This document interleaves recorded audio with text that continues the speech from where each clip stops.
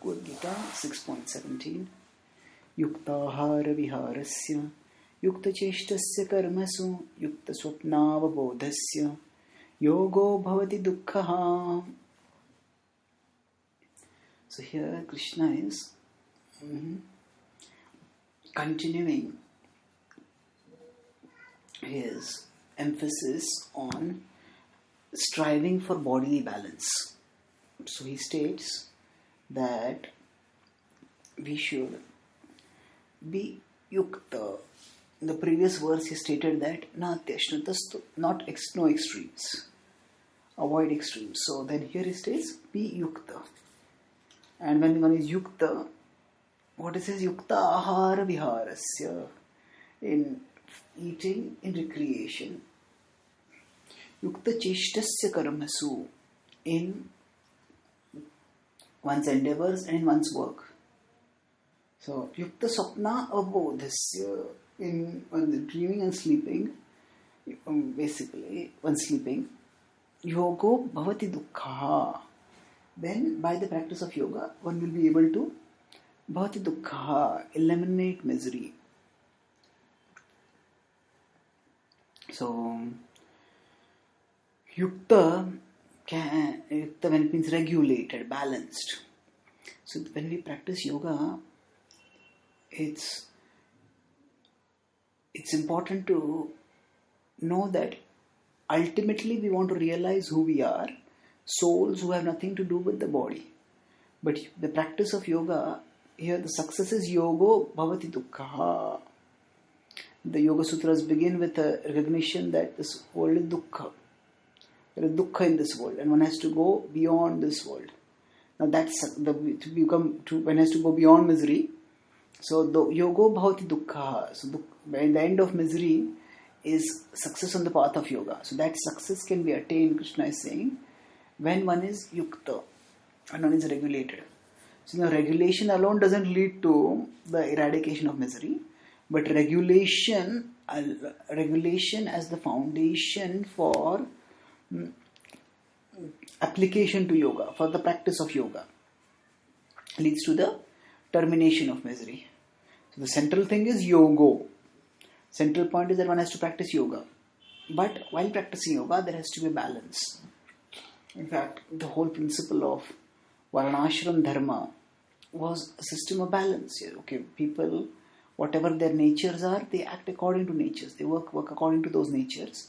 And that way, they are able to move onwards in their spiritual journey. So while they work according to their material propensities, so they are not very agitated, they are not very disturbed. They are not too disharmonious at the material level, and then they can go upwards. So apart from the broad vocation, so that vocation we could say is referred to by Yukta Karmasu, but more specifically here it's in terms of the not which vocation one does, but how one does over here. So one doesn't go into extremes, go into excesses. So the pursuit of yoga requires us to find a balance between the self that we are eternally and the self that we are presently. So the self we are presently is, we identify with the body-mind complex, and the self we are eternally is the soul. And we need to achieve a balance between the two so that the self that we are presently is channelized for the purpose of realizing the self that we are eternally.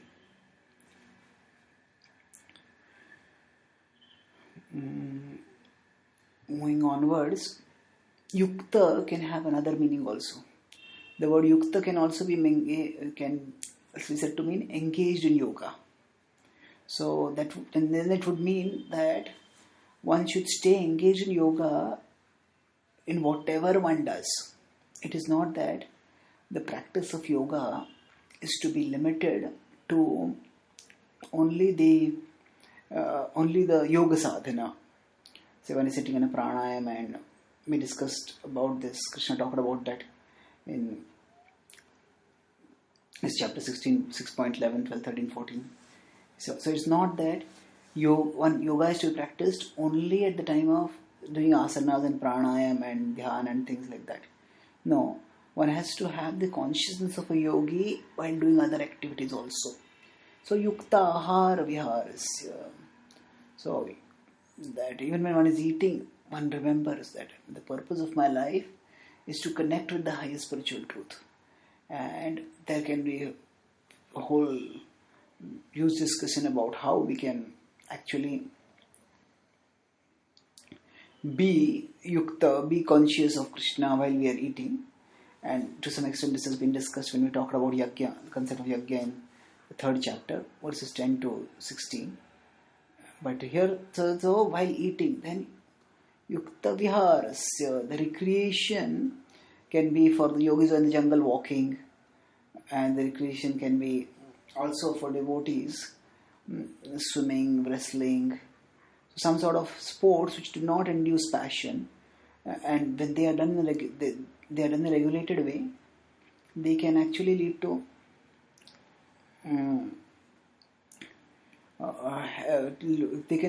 a sort of refreshment, rejuvenation that enables one to practice yoga with greater focus.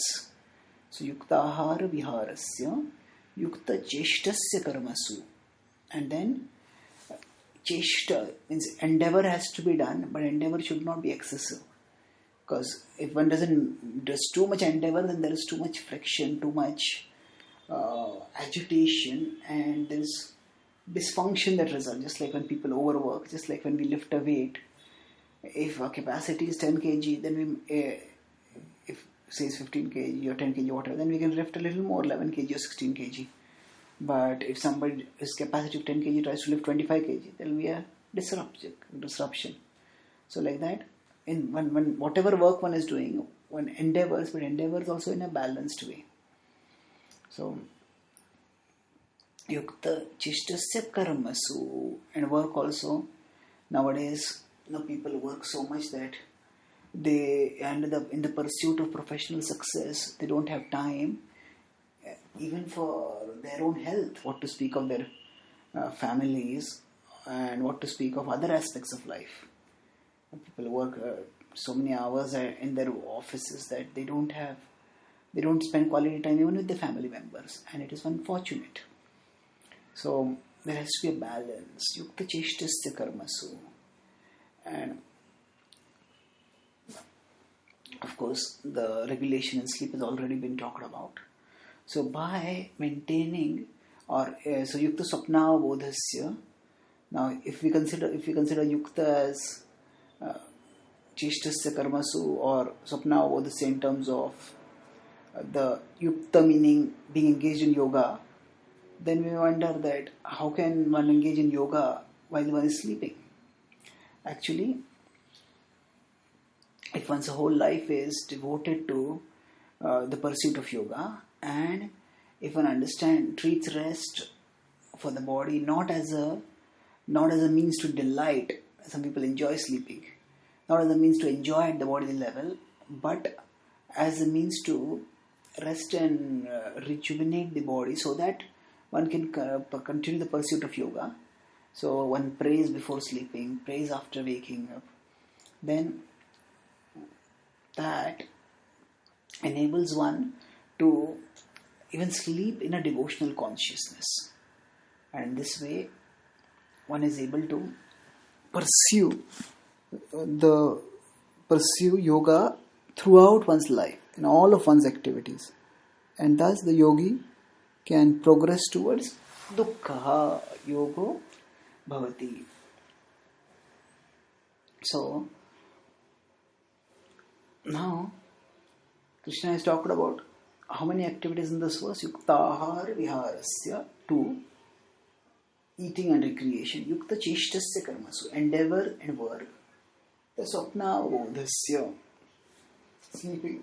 Now, avabodha literally means bodha means to be aware. Avabodha means to not be aware. But generally, when we are sleeping, we may dream sometimes we may have dreamless sleep. But either way, the point is that we keep ourselves regulated in that.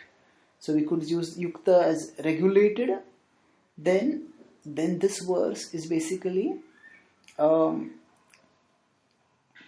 positive restatement of what was stated negatively in the previous verse. That natyashnatastu. Don't do excess. They're too much or too little, but do in a regulated way. So in this sense, if yukta means regulated, then it is a restatement for emphasis of what is stated in the previous verse. If yukta is when it is connected, then this is making a distinct point that first the previous verse stated that be regulated in your activities, avoid extremes in your activities, and then while avoiding extremes, then while doing that is not the only thing that a yogi should do. Just avoiding extremes is something which even materialistic people can do. But after avoiding extremes, then while doing the activities, spiritualize them, make them also a part of yoga. Keep your consciousness yukta while doing these activities, and thus the pursuit of yoga permeates one's full life. And then when one becomes a all-round yogi like this, that means round-the-clock yogi, 24/7 yogi, not just a morning, evening sadhana yogi or something like that, then one's consciousness becomes permeated with, becomes completely reoriented toward the spiritual direction, and then one transcends material existence, and yogo bhavati dukkha. One attains freedom from misery, one attains success in yoga. Thank you.